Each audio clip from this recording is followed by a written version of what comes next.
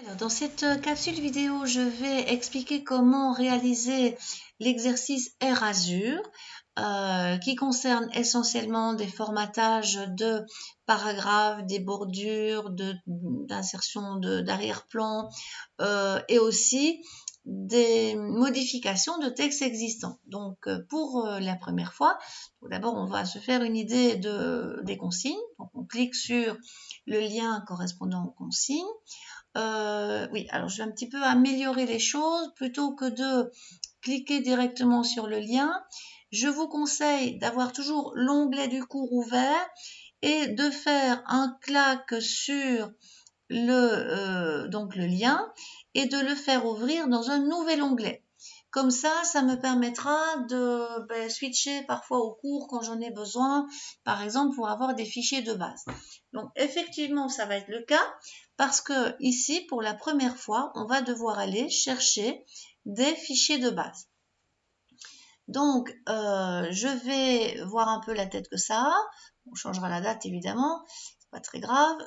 On va mettre un paragraphe en retrait, mettre une trame au paragraphe, un petit peu soigner la présentation et notamment au niveau de l'alignement du corps de texte qui sera justifié. Donc c'est aussi beau, aussi bien aligné contre la marge gauche que bien aligné contre la marge droite. Et aussi, comme dans d'autres exercices, rétrécir les encadrés et aussi centrer à l'intérieur d'un encadré. Et enfin, le retrait de la date du destinataire et de l'émissaire, finalement, enfin, du signataire, en fait, les retraits gauche sont les mêmes. Donc, c'est un très bon alignement sur un modèle standard de lettres. Voilà. Donc, on va s'occuper d'aller chercher le fichier de base pour le corriger. Alors, le fichier de base, en fait, se trouve dans le cours. Donc, on va cliquer sur le cours. Il y a la zone du dépôt qui est probablement là. Voilà, fichier de base. Il y a le fichier Erasure base. Quand on clique dessus, comme dans d'autres cas, on a le choix entre ouvrir et enregistrer. Ici, pour faire propre, je conseille de faire l'enregistrement. Donc, il arrive sur votre disque dur local. Selon les navigateurs, il va réagir différemment, mais ici, en l'occurrence, on va le voir, je clique sur la petite flèche, je vois où il est arrivé en cliquant sur le bouton, enfin, quel que soit le navigateur, on finit par ouvrir en tout cas la fenêtre de l'explorateur qui le contient. Il est probablement placé par défaut dans téléchargement. Je vais en fait faire comme d'habitude un coupé-coller. Donc attention, là j'ai cliqué une fois de trop. Je m'assure qu'il est bien sélectionné. Je fais un clac couper ou encore un CTRL X. Hein, ça c'est comme vous voyez.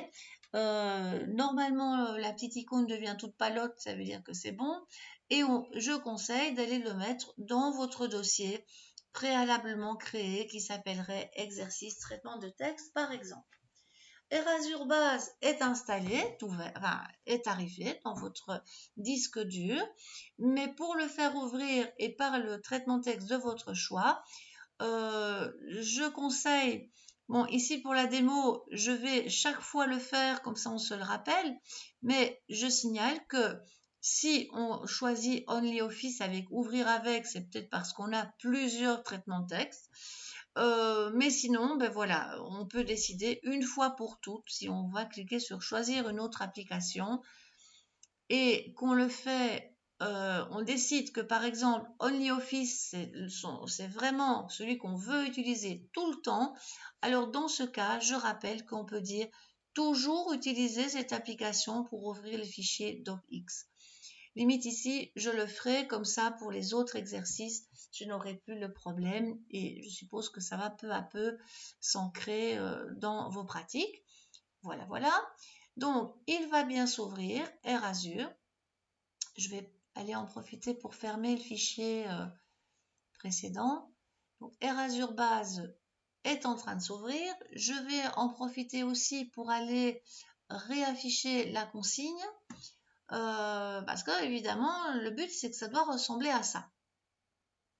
Alors je continue, prend toujours son temps. Je crois que je peux entre-temps fermer les stages pour les petits, que je vérifie au passage qui était bon, je dis oui, ok. Donc ça, on fait un peu le ménage. On patiente qu'Erasure veut bien s'ouvrir, qui n'est pas très rapide chez moi. Et voilà, donc on y est arrivé. On a notre fichier Erasure base qui est là. Alors, c'est pas terrible. En fait, c'est fait exprès, évidemment. C'est pour vous apprendre à taper les choses correctement. Donc, on fait fonctionner le traitement texte. Ici, on lit Office. On a ouvert le fichier. On demande de l'enregistrer sur le disque dur personnel ou sur la clé. Ici, c'est fait. Cela dit, je vous conseille la petite astuce suivante. Pour pouvoir refaire l'exercice autant de fois que vous voulez, je conseille de l'enregistrer sous un autre nom. Par exemple, Erasure, résultat, Valérie Daniels, enfin votre nom et prénom. Comme ça, vous pouvez le refaire autant de fois que vous voulez. Donc, je vais aller dans Fichier, Enregistrer sous. Je vais donc l'enregistrer, je vais me contenter d'enlever le mot base. Je clique, j'appuie sur Delete et puis je vais l'appeler résultat et Valérie Daniels. Résultat, c'est facultatif. Vous faites ce que vous voulez, mais du moment qu'il y a quand même votre nom et le nom du fichier, parce que comme on va peut-être se l'envoyer par mail, autant qu'il n'y ait pas de confusion si jamais on réceptionne les pièces jointes. Donc, je clique sur enregistrer. Voilà. Alors, bon, qu'est-ce qu'on fait ici? On termine de taper le texte et le corriger. Donc, on va être attentif. Le cher madame, il manque plein de choses au-dessus. Donc, je vais faire un Enter. Puisque mon curseur est là, si j'appuie sur Enter, en fait, ça va descendre le texte. Donc, je le fais, voilà. Encore une fois ou deux, je vois que ça descend de plus en plus. En fait, si j'affiche les codes, je vois qu'il y a donc le champignon, le code Enter, qui s'est inséré 3 fois de suite parce que j'ai fait un Enter. Bon, on peut être un petit peu trop généreux en Enter, il ne faut pas exagérer. Ce sont des paragraphes vides qui pourront être utiles et ça nous servira à aller taper du texte au-dessus. Il ne faut pas aller dans la zone grisée parce que si vous cliquez là-dessus, je signale que la zone grisée, c'est la zone de la marge haut. Si on s'énerve un petit peu trop, on clique une fois de trop, on va arriver dans quelque chose de bizarre qui est en fait l'entête. Donc, c'est pas là qu'on doit taper.